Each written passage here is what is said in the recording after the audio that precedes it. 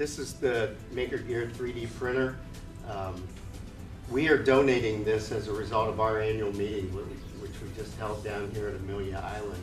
And working with Brian, I try to find schools in local communities where we hold our events so that we can donate 3D printers and leave a nice footprint behind. We're excited to be a part of this area and look forward to hopefully someday have some of you working for us. Thank you.